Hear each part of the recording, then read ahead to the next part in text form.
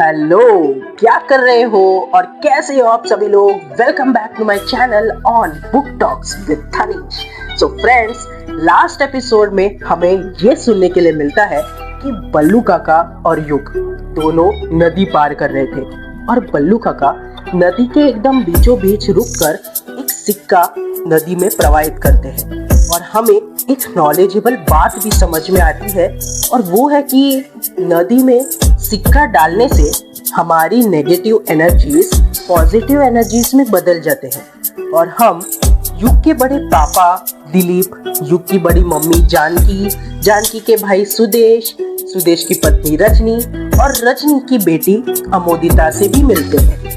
और हमें ये भी समझ में आता है कि रजनी अपनी बेटी अमोदिता से काला जादू करवा रही थी, वो भी युग को अपने जाल में फंसाने के लिए।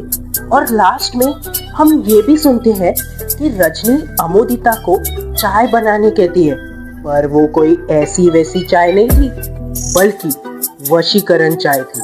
तो आपको क्या लगता है फ्रेंड्स, क्या युग चाय पीता है या युग इस वशीकरण के जाल में फंसता है?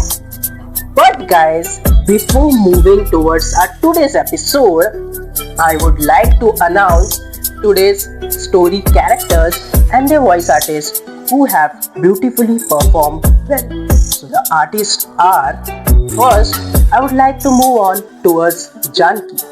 Janki's voice has been given by Mrs. Sonalika Gowdy and she is my mom. Thank you so much, Mama, for your great help. Second, I would like to move on towards Rajni. Rajni's voice has been given by Mrs. Saki Vichare and she is my Maushi. Thank you so much, Maushi, for your great help. Third, I would like to move on towards Amodita. Amodita's voice has been given by Aishwarya Mayekar and she is my best friend and also my office colleague. Thank you so much, Aishwarya, for your great help. Fourth, I would like to move on towards Sudesh. Sudesh's voice has been given by Suraj Naik and he is my friend and also my office colleague. Thank you so much, Suraj, for your great help. Fifth, I would like to move on towards Dilip. Dilip's voice has been given by Bijoy Mangaonkar and he too is my best friend and also my office colleague. Thank you so much, Bijoy, for your great help. And now, I would like to move on towards the sixth character, that's Yug and Ballu Kaka. So friends, this voice is given by me, that's Dhanesh. So hi friends, myself Dhanesh Gowde and I am the creator of this YouTube channel, that's Book Talks with Dhanesh. Also guys, I am a writer and an author. I have written 12 solo books till now and you can get them on Google. Don't worry guys, I shall provide you the book links and also the Google link in the description box. So friends, if you like my podcast, then do give a like, share and subscribe to my channel for more book talks like this one. So guys, what are we waiting for? Let's begin with our 14th chapter of Yakshini Ek Ras.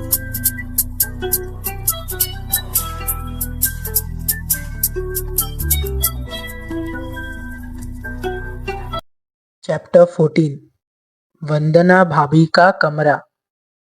Rajni Amodita पर भिन्नाते हुए कहती है, नालायक लड़की, इतने सारे लड़के पर काला जादू किया, पर तुझे ये भी नहीं पता कि मंत्र के अंदर जिसका नाम बोला जाता है उसी पर काले जादू का असर होता है। तू तो सिर्फ युग का ही नाम लेगी ना, तो वही तेरे वश में आएगा, समझी? हाँ माँ, समझ गई। चल अब मैं जा रही हूँ।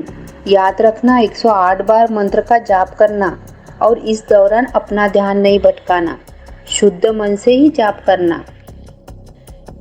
जी माँ, जैसे आपने कहा है मैं वैसा ही करूँगी। रजनी पानी का ग्लास उठाती है और वहाँ से चली जाती है। रजनी के जाते ही अमोदिता चाय गैस पर चढ़ा देती है। वो एक डिब्बे में से इलायची और लौंग निकालती है। अमोदिता इलायची और लौंग को अपने ब्रेस्ट से टच करके पकती हुई चाय के अंदर डाल देती है। अमोदिता चाय को देखते हुए कहती है, ओम नमः कामाख्या देवी योग वश कुरु कुरु स्वाहा। ओम नमः कामाख्या देवी योग वश कुरु कुरु स्वाहा। अमोदिता लगातार मंत्रों का जाप करना शुरू कर देती है।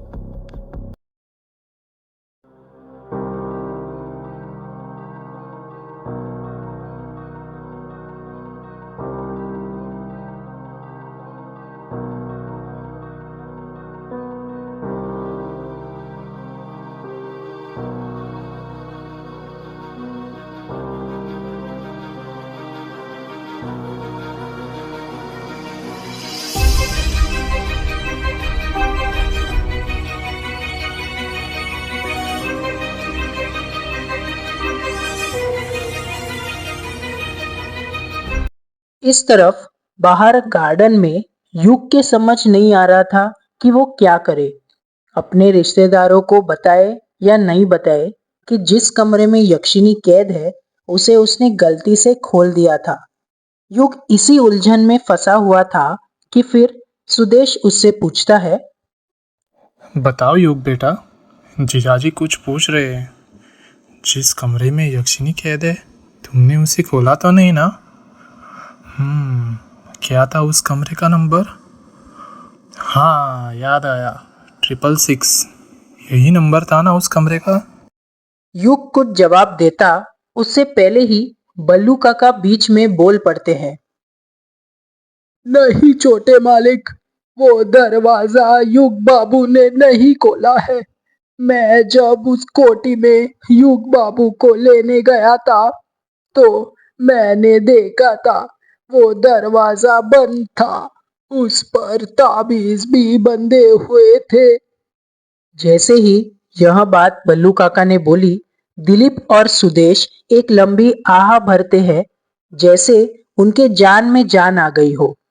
दिलीप अपनी मूंछों पर ताव देते हुए कहता है, चलो कुछ तो ठीक हुआ, कह दो इसे ये कोठी बंद कर दे, और रहना चाहता है तो कुछ दिन यहाँ पे रह सकता है।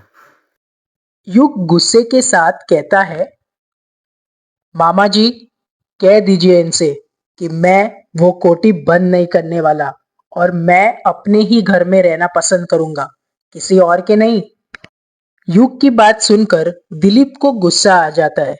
वो गुस्से में कुछ कहता उससे पहले ही वहां पर युग की बड़ी मम्मी जानकी आ जाती है। जानकी युग के पास जाते हुए कहती है, युग बेटा तू आ गया। जब युग अपनी बड़ी मम्मी की तरफ देखता है तो खुश हो जाता है। कुछ पल पहले जो उसके चेहरे पर गुस्सा था वो अचानक से गायब हो जाता है। युग अपनी बड़ी मम्मी के पैर छूने लग जाता है। जानकी प्यार से युग के सिर पर हाथ फेरते हुए कहती है, मुझे पता था बेटा, एक ना एक दिन तू अपनी बड़ी मम्मी के पास जरूर आएगा। आखिर इतने सालों बाद तुझे बड़ी मम्मी की याद आ गई ना? युग कहता है, नहीं बड़ी माँ, ऐसी बात नहीं है। वो युग अपनी बात पूरी करता उससे पहले ही वहां पर 3-4 आदमी आ जाते हैं जिन्होंने अपने हाथों में राइफल पकड़ी हुई थी। देखने से वो युग के बड़े पापा दिलीप के गार्ड्स लग रहे थे। उन्हीं चारों आदमी में से एक आदमी दिलीप से कहता है, मालिक मीटिंग लग चुकी है और आपका सब इंतजार कर रहे हैं। सरपंच साहब ने हमें भेजा है। दिलीप फिर अपनी मूंछों को ताव देते हुए कहता है, अच्छा तो मीटिंग लग गई, तो चलो फिर, इंतजार किस बात का कर रहे हो? इतना कहकर दिलीप अपनी जगह पर खड़े हो जाता है और अपने आदमियों के साथ बाहर की ओर जाने लग जाता है। सुदेश भी उनके पीछे पीछे जाने लग जाता है। युग हैरानी के साथ जानकी से पूछता है, बड़ी माँ ये बड़े पापा और मामा जी किस मीटिंग में जा रहे हैं? ओ युग बेटा, ये जो तुमने ग्रेवयार्ड कोठी खोली है ना, उसी सिलसिले में आज रोंका मुचा और बंगला मुड़ा दोनों गांव के सरपंचों ने मुलाकात रखी है। उसी में गए हैं तुम्हारे बड़े पापा और मामान जी।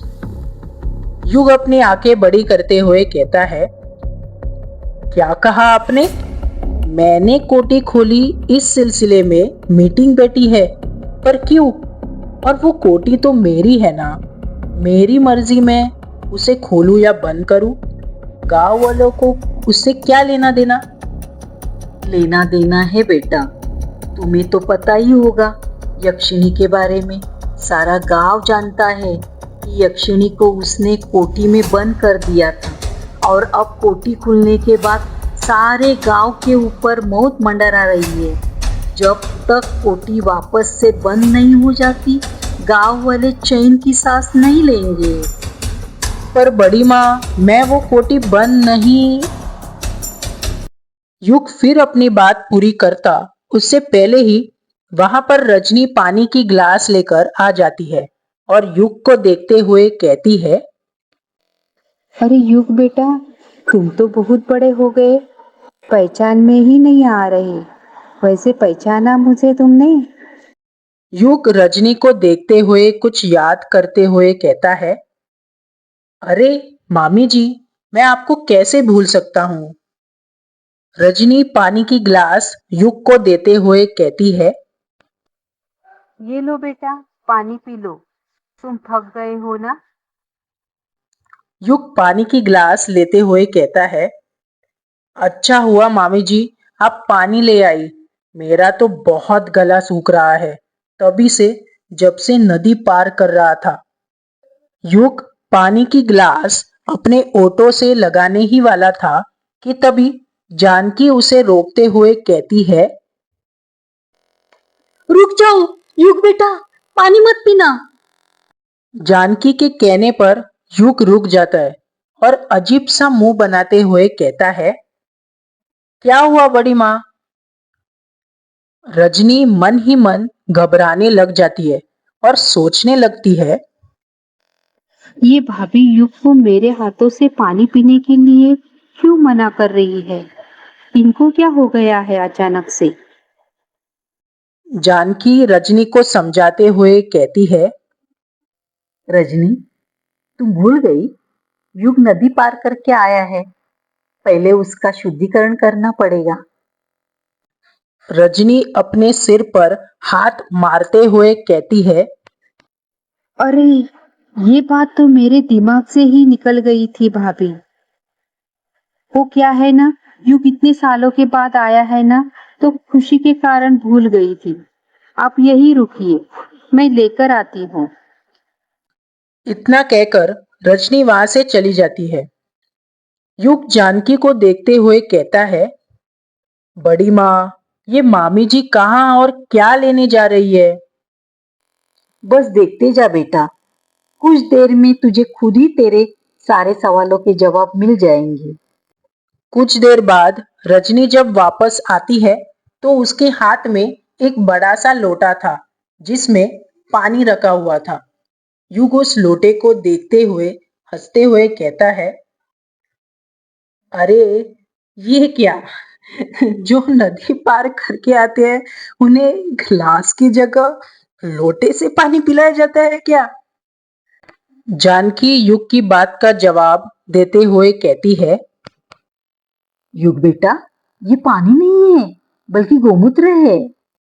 युग अपना मुंह फाड़ते हुए कहता है, क्या कहा? गौमूत्र है? इससे क्या करना है? प्लीज बड़ी माँ, आप ये मत कहना कि इससे मुझे पीना है।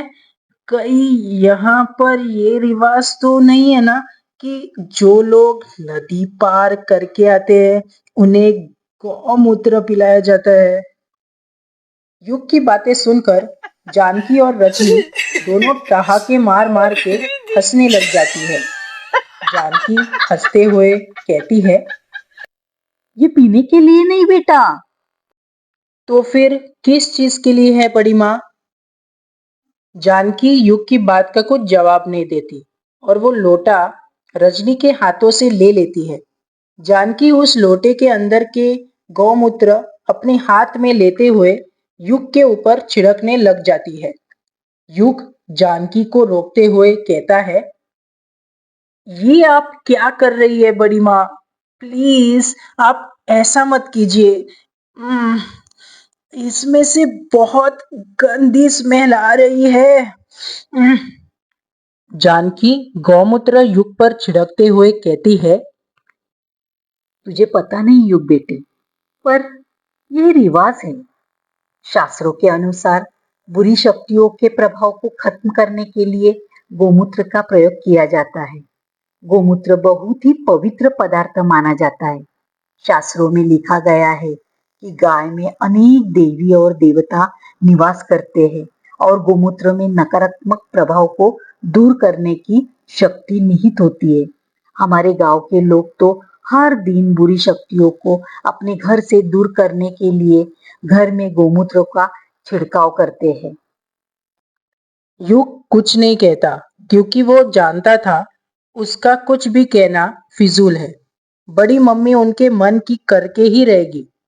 गौमूत्र के छिड़काव के बाद युग पानी पीने लग जाता है। रजनी युग के आसपास की स्मेल लेते हुए कहती है, भाभी, इसमें से तो बहुत गंदी बदबू आ रही है।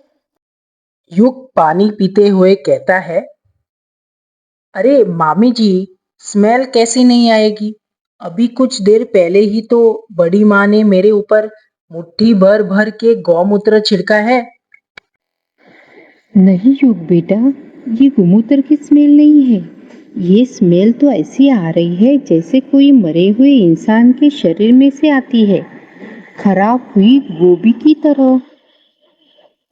जानकी डरते हुए कहती है, युग बेटा, कहीं ये बदबू तुम्हारे ग्रेवयार्ड कोठी में रुकने की वजह से तो नहीं आ रही? आखिर वहां पर वो यक्षिणी जो कैद है। जानकी की बात सुनकर युग भी घबराने लग जाता है। उसको भी मन ही मन लगने लग जाता है कि उनका कहना ठीक है। आखिर उसने कल रात यक्षिणी का कमरा जो खोला था, हो सकता है उसी वजह से उसकी शर्ट में से बदबू आ रही हो।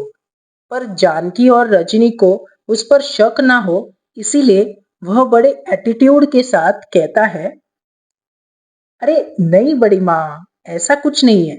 आप बिना कुछ भी सोचती है। युग, जानकी और रजनी आपस में बातें ही कर रहे थे कि तभी वहां पर अमोदिता चाय की ट्रे लेकर आ जाती है। चाय की ट्रे में 4 कप चाय रखी हुई थी। अमोदिता आते से ही कहती है, अरे, फूफा जी और पापा कहाँ चले गए?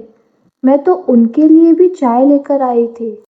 जानकी अमोदिता के सवाल का जवाब देते हुए कहती है, वो तो चले गए बेटा, कोई बात नहीं। ला चाय युग बेटे को और हमें दे दे। रजनी अपने हाथ से अमोदिता की तरफ इशारा करते हुए युग से कहती है, मुझे तो पहचान लिया था तुमने युग बेटा, पर ये बता, इसे पहचाना या नहीं पहचाना?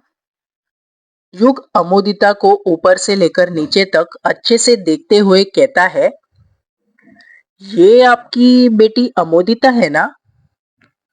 युग ने इतना ही कहा था कि तभी जानकी खुश होते हुए कहती है, बिल्कुल ठीक कहा मेरे युग बेटे ने। ये सबको पहचानता है, किसी को नहीं भूला।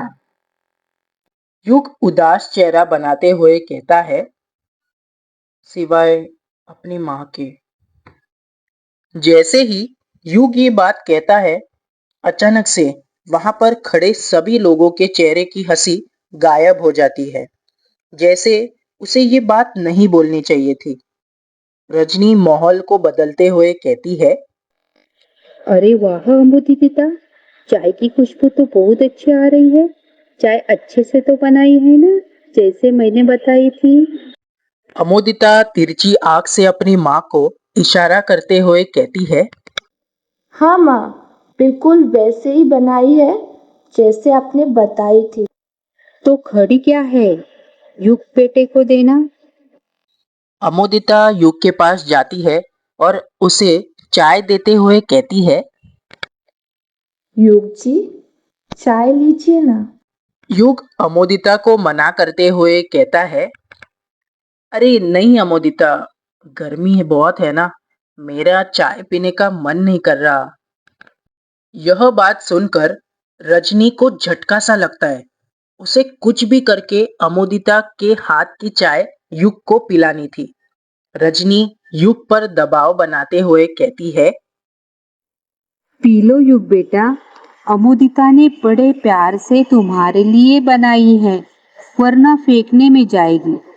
बस एक बार तुम अमोदिता के हाथ की चाय पीकर देखो, फिर तुम उसके हाथों की चाय के गुणगान गाने लग जाओगी। वो सब तो ठीक है मामी जी, पर पता नहीं आज मन ही नहीं कर रहा है चाय पीने का। युग की बात सुनकर अमोदिता का चेहरा छोटा सा हो गया था। जानकी अमोदिता का उदास चेहरा देखते हुए युग से कहती है, इन्हें युग बेटा, वरना अमोदिता को बुरा लगेगा। इस बेचारी ने तेरे लिए ही चाय बनाई थी और भूल गया। बचपन में जब तू अपने गुड्डे की इसकी गुड्डी से शादी करता था तो क्या कहता था कि मेरा गुड्डा तो अमोदिता की गुड्डी के लिए जहर भी पी ले, और अब तू चाय पीने से घबरा रहा है। युग शर्माते हुए कहता है, वो तो बस ऐसे ही बड़ी मम्मी, कहाँ आप बचपन की बातों को लेकर बैठी हुई है। जानकी और रजनी के फोर्स करने पर युग चाय पीने के लिए तैयार हो जाता है। वो चाय का कप उठाने के लिए अपने हाथ आगे बढ़ाने लग जाता है।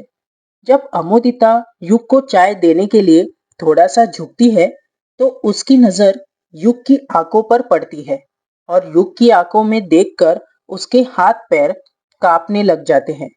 वह बहुत नर्वस हो जाती है। जब कोई लड़की अपने बचपन के प्यार को देखती है, तो अक्सर उसके साथ ऐसा ही होता है।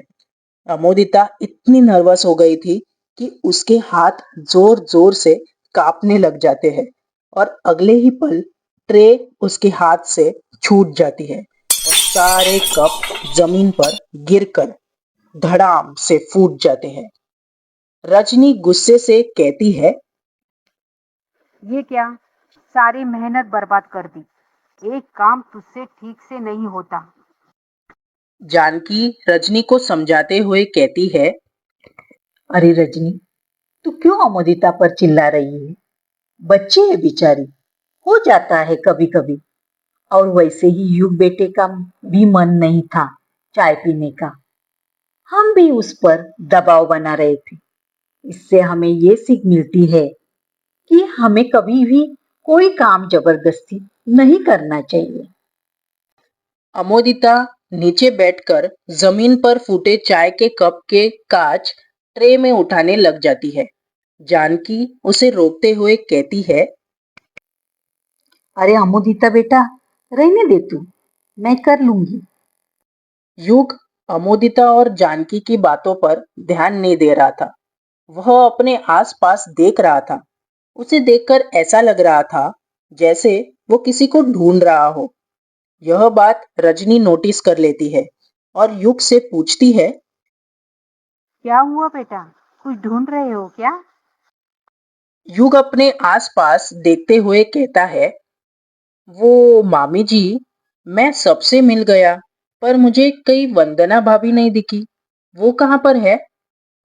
युग का सवाल सुनकर अचानक से रजनी के चेहरे के एक्सप्रेशन बदल जाते हैं। उसे देखकर ऐसा लग रहा था जैसे युग ने कोई ऐसा सवाल पूछ लिया था जो उसे नहीं पूछना चाहिए था। अमोदिता भी कांच के टुकड़े भीनते भीनते रुक गई थी। युग कहता है, क्या हुआ? आप सब मुझे ऐसा क्यों घूर रही है? वंदना भाभी यहाँ पर नहीं है क्या? जानकी हिचकिचाते हुए कहती है ना युग बेटा, वंदना यहीं पर है, अपने कमरे में। मुझे उनसे मिलना था बड़ी माँ। उनसे भी तो मिले हुए कई साल हो गए। और आप सबको तो पता ही है, बचपन में भाभी मेरा कितना ख्याल रखती थी। हाँ, वो तो है बेटा, पर जानकी अपनी बात पूरी करती उससे पहले ही युग कहता है, पर क्या बड़ी माँ, प्लीज बताइए ना, भाभी का कमरा कहाँ है? मैं अभी उनसे मिलकर आता हूँ। जानकी अमोदिता से कहती है, जा मुदिता, युग बेटे को वंदना के कमरे में ले जा। जैसे ही अमोदिता यह बात सुनती है, अमोदिता के डर के कारण हाथ पैर कांपने लग जाते हैं।